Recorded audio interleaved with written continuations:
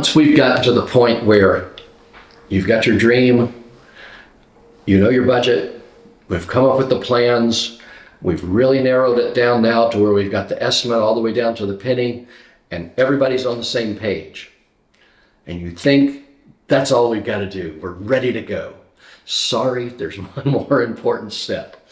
It's what we call the scoping meeting, or the scoping. We're going to go over the scoping document. Everything that's going to go into your house. We want to make sure that you and I are all on the same page. We're going to sit down in the conference room in our office. We'll put your plans up on the big screen, and we'll go through everything in detail. If you say, you know what, I've been thinking, and I would really like to do this instead of this, or this instead of that, now's the time to make the change. Not after we get concrete in the wall, not after we've done, all these different parts of your process.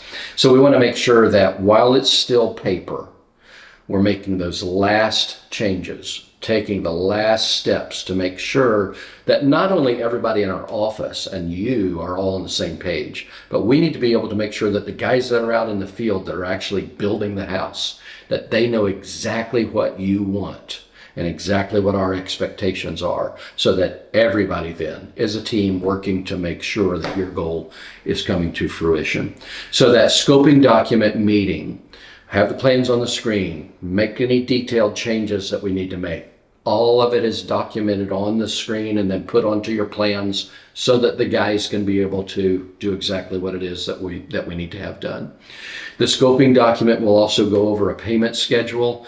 It'll talk about the deposit for our materials, for the ICF forms and the steel and everything else that needs to be done to get your project started. It will have a very detailed payment schedule. After this part of the project is done, this many dollars is due, and it will be to the penny. After this part of the project is done, this is what's due. And so you will have that for you or your banker or however you're going to be paying for your house, so that you will know exactly what's going to be due and when it's going to be due. And that's the scoping meeting. Really important. Can't start the house until we have that. The scoping meeting also is going to have one really important thing that you need to get for us.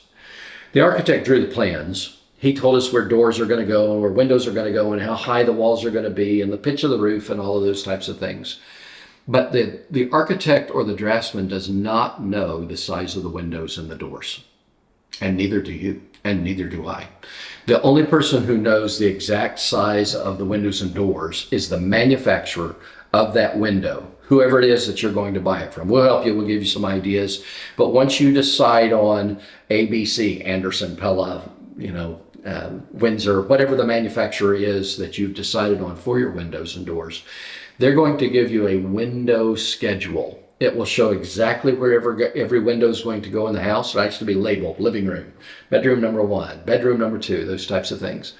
The important thing for us is it gives us the size of the opening, the placement of the opening, and how high off of the floor that opening is supposed to be. So that will be included in the scoping meeting, including in the scoping documents. So again, the guys that are out in the field are making exactly what you have on your plans and doing it exactly, because we don't want to have to cut concrete. We can, it's not the end of the world. We don't want to cut concrete. We'd rather change it on paper.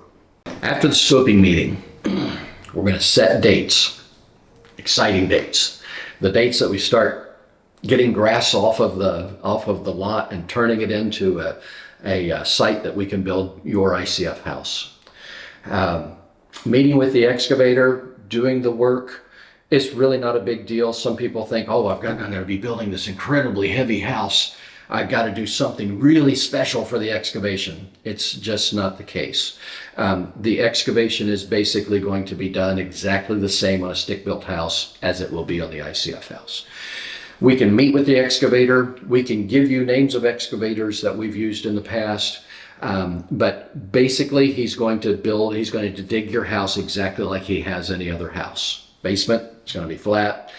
There could be steps if it's a slab on grade, but we'll talk with the excavator, make sure he understands everything that we need.